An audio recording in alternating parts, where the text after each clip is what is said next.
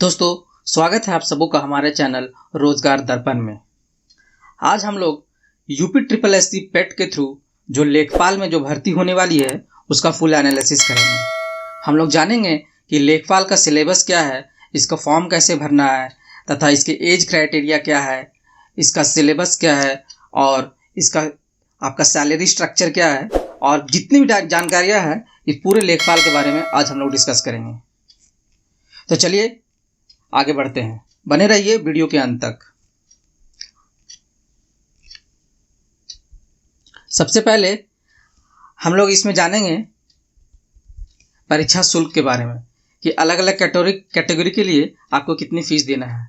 चयन प्रक्रिया इसका देखेंगे, आपका एज क्राइटेरिया, आप इसमें एलिजिबल है कि नहीं है, एज क्राइटेरिया क्या है तथा इसका मिनिमम एलिजिबिलिटी क्राइटेरिया क्या है, क्वालिफिकेशन क्राइटेरिया क्या है, ये भी जानेंगे। परीक्षा का पैटर्न कितने मार्क्स का क्या आएगा और पूरा साथ ही साथ सिलेबस और इसके सैलरी स्ट्रक्चर। बिना सैलरी का तो कोई भी एग्ज़ाम इनकम्प्लीट होता है। सबसे पहले हम लोग डिस्कस कर लेते हैं परीक्षा शुल्क के बारे में।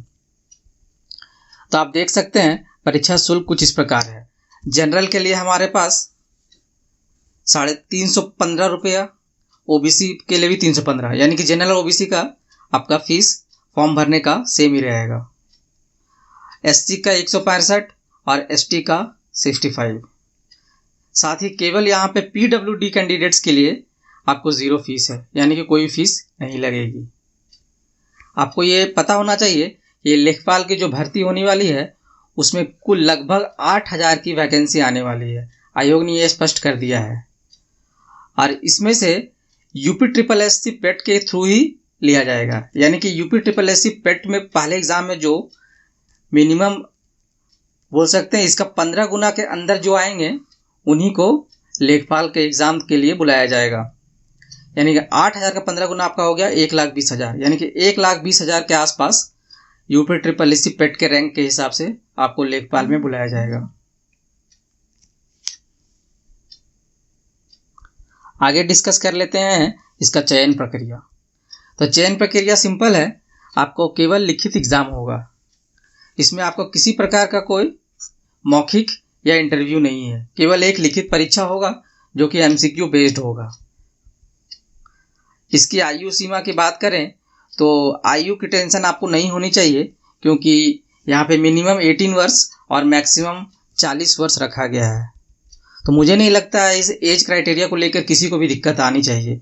जितने भी स्टूडेंट तैयारी कर रहे हैं वो इस रेंज में जनरली लाइक कर जाते हैं।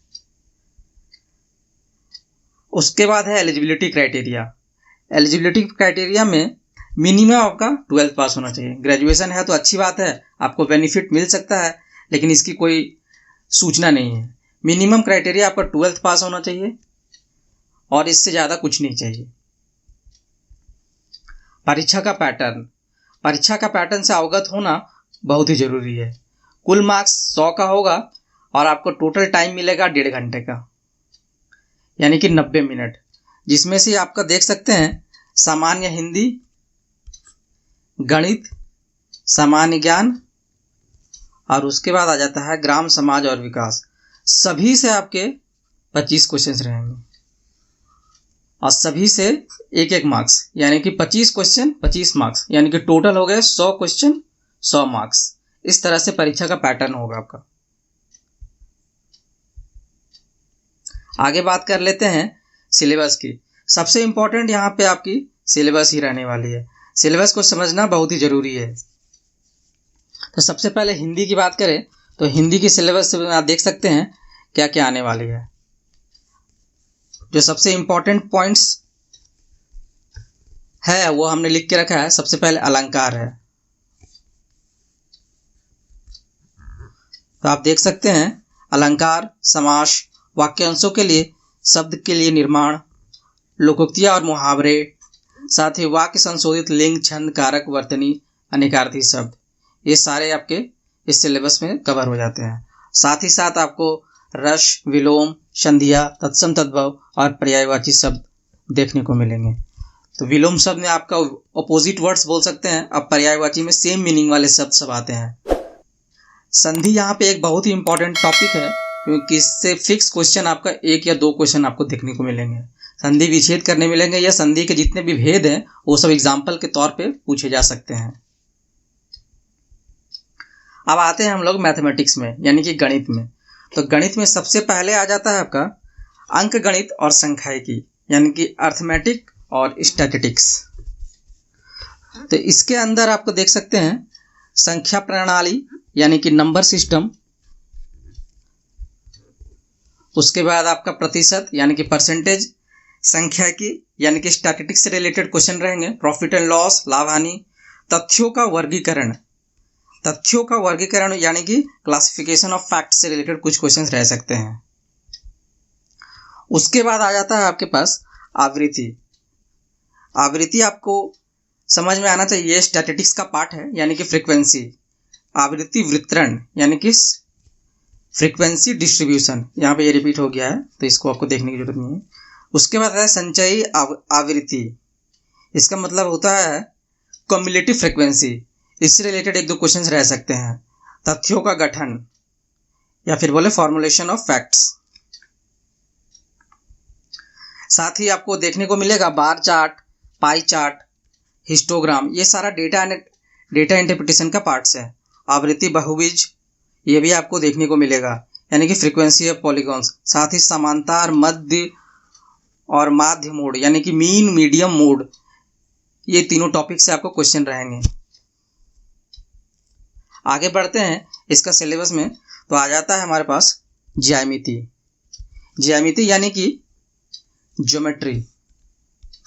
तो ज्योमेट्री में क्या क्या है, त्रिभुज और पाइथागोरस प्रमेय यानी कि ट्रायंगल से रिलेटेड कुछ क्वेश्चन रहेंगे जो कि पाइथागोरस थ्योरम से रिलेटेड रहेंगे। उसके बाद आता है आयात यानी कि रेक्टेंगल, उसके प्रॉपर्टीज, उससे क्वेश्चन आ सकते हैं। वर्ग यानी कि स्क्वायर से रिलेटेड कुछ क्वेश्चन, उसके बाद ट्रेपेजियम से रिलेटेड कुछ क्वेश्चन रहेंगे। समांतर चतुर्भुज की परिधि और क्षेत्रफल यानी कि यहाँ पे पैरेललोग्राम की बात की गई है, एरिया ऑफ पैरेललोग्राम, उसकी पेरीमीटर से रिलेटेड क्वेश्चंस रहेंगे। परिधि और वृत्त का क्षेत्रफल यानी कि यहाँ पे सर्कल, आप देख सकते हैं सर्कल से रिलेटेड भी कुछ क्वेश्चंस रहेंगे। उसके बाद आ जाती है बीजगणित मतलब कि अलजेब्रा से रिलेटेड बेसिक एलसीएफ, एचसीएफ। उसके बाद समीकरण से रिलेटेड क्वेश्चन यानी कि एक साथ समीकरण यानी कि लीनियर इक्वेशंस आपका आ जाएगा इसमें। साथ ही द्विघात समीकरण यानी क्वाड्रेटिक इक्वेशन कवर हो जाएगा। कारक, क्षेत्र, परिमेय यानी कि यहाँ पे आपका ये बोल सकते हैं रैशनलाइजेशन हो जाएगा। साथ ही साथ कारक मतलब फैक्टराइजेशन आपके लिए भी इंपॉर्टेंट है। अलजेब्रा बहुत ही इंपॉर्टेंट टॉपिक है जो कि स्टूडेंट को काफ़ी टफ लगता है, इसलिए आपको इस टॉपिक पे स्पेशल फोकस देना है क्योंकि इस टॉपिक से अच्छे खासे नंबर 5-6 नंबर से ऊपर ही आने वाले हैं। आगे बढ़ते हैं और सिलेबस में कवर करते हैं सामान्य ज्ञान यानी कि जनरल नॉलेज की बात करें तो इसमें सबसे पहले आ जाता है आपका सामान्य ज्ञान में राष्ट्रीय और अंतर्राष्ट्रीय महत्व के करंट अफेयर्स, नेशनल और इंटरनेशनल से रिलेटेड जितने भी करंट अफेयर्स है। इस टॉपिक में आपको ज़्यादा कुछ नहीं, डीप में नहीं जाना है, आपको ऊपर लेकिन सारे इंपॉर्टेंट टॉपिक्स पढ़ने हैं नेशनल्स के और इंटरनेशनल के। साथ ही विश्व भूगोल और जनसंख्या, पूरा वर्ल्ड की ज्योग्राफी कवर करनी है, उसके मैप्स वगैरह से थोड़ा बहुत जानकारी लेना है। साथ ही जनसंख्या यानी कि पॉपुलेशन, आप बोल सकते हैं किस कंट्री की क्या पॉपुलेशन है, क्या रेशियो है मेल फीमेल, या फिर किस कंटिनेंट का क्या पॉपुलेशन है, उसके हिसाब से अप्रॉक्सीमेशन कर सकते हैं। यानी कि आपको यहाँ पे बेसिकली डेटा याद रखना है, डेटा से रिलेटेड क्वेश्चंस इस पार्ट में रहेंगे। उसके बाद आता है सामान्य विज्ञान के दृष्टिकोण से दैनिक जीवन में होने वाली घटनाओं, यानी कि जनरल साइंस में जितने भी आपके डेली लाइफ से रिलेटेड फैक्ट्स हैं वो भी पूछे जा सकते हैं। आगे बढ़ते हैं तो इसमें आता है भारतीय इतिहास यानी कि इंडियन हिस्ट्री और स्वतंत्रता आंदोलन, ये बहुत ही इंपॉर्टेंट पार्ट है।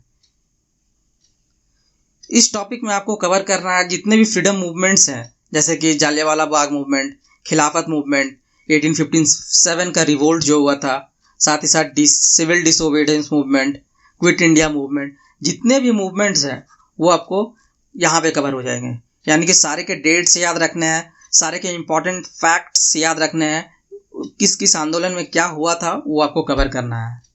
साथ ही भारतीय राजनीति और अर्थशास्त्र यानी कि इंडियन पॉलिटिक्स और इकोनॉमिक्स से रिलेटेड जनरल क्वेश्चंस रहेंगे। इसमें आपके जितना भी आर्टिकल्स वगैरह है, पार्ट वगैरह है, ये सब कवर हो जाएंगे।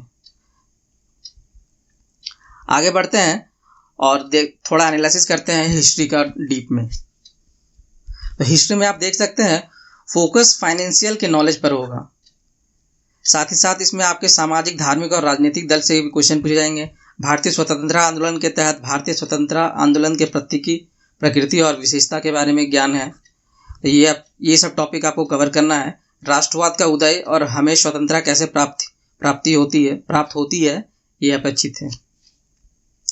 आगे बढ़ते हैं और विश्व के भूगोल के बारे में क्वेश्चंस आपके रहेंगे ही रहेंगे। इसमें भारत के भौतिक परिस्थितिक के बारे में केवल सामान्य ज्ञान का परीक्षण किया जाएगा, यानी कि ज़्यादा डीप में नहीं जाया जाएगा। किफायती सामाजिक जनसंख्या मुद्दे से क्वेश्चंस रहेंगे। तो यहाँ पर भी आप देख सकते हैं डेटा से रिलेटेड यहाँ पे आपके क्वेश्चंस रहेंगे।